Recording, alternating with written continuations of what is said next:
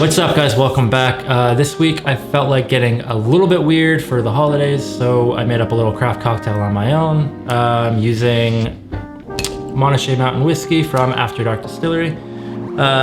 So yeah, enjoy.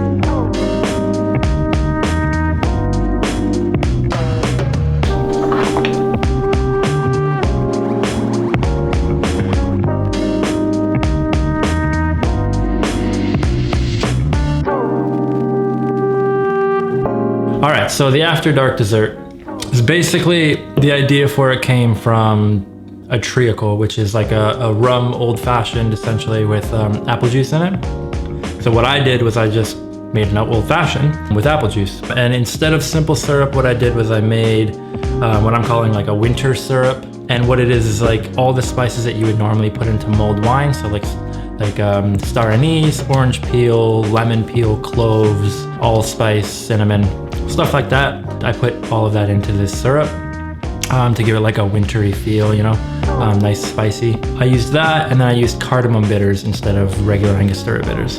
So the reason why I decided to use the Monashee Mountain Whiskey from After Dark Distillery, this is actually their batch 2, which was aged in a Jack Daniel's barrel.